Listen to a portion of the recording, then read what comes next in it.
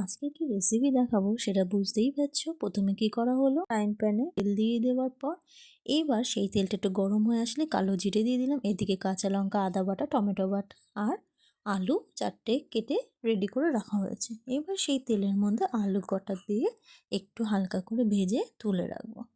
আলুটা যখন দেখো হালকা করে ভাজা হয়ে গেছে, এটা কিন্তু আমি আর তুলিনি। এর মধ্যে আদা বাটাটা দিয়ে দিয়েছি। আদা বাটাটা দেওয়ার পর ওই যে কেটে রাখা কাঁচা লঙ্কাগুলো ছিল সে কটা দিয়ে দিলাম। দিয়ে একটু কিন্তু ভালো করে নেড়ে ছেড়ে নেব। এখানে আমি কিন্তু বেশি পরিমাণে আলু দিইনি, মোটে 4 পিস।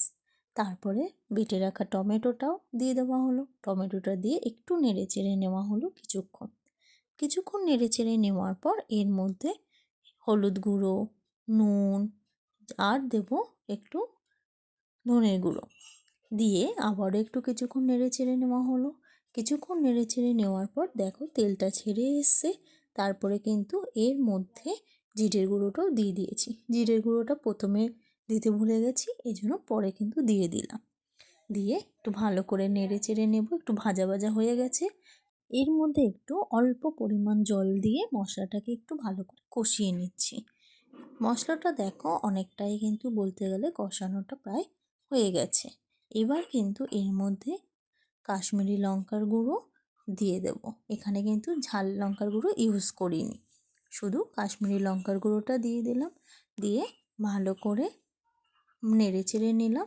এবার মশলাটা যখন আমার পুরো রেডি হয়ে গেছে, তারপরে কিন্তু পরিমাণ মতো জল দিয়ে দিয়েছি। এখানে জলটা খুব বেশি দিইনি। জলটা দেওয়ার পর ভালো করে ফুটে গেল। তারপরে কিন্তু মাছগুলো আগে থেকেই ভেজে রাখা ছিল, এই পাঙাশ মাছগুলো দিয়ে তারপরে এবার ভালো করে ঝোলটাকে ফুটিয়ে নেব। ঝোলটা কিন্তু কিছুক্ষণ ভালো করে ফুটে যাওয়ার পর দেখো আলুগুলোও সেদ্ধ হয়ে গেছে। আমার মাছটা কিন্তু কমপ্লিট বলতে গেলে। এবার লাস্টে গরম মশলার গুঁড়ো দিয়ে দিলাম। এবার সার্ভ করে নিই। আমার এই ভিডিওটি ভালো লাগলে অবশ্যই একটা সাবস্ক্রাইব করে দেবে।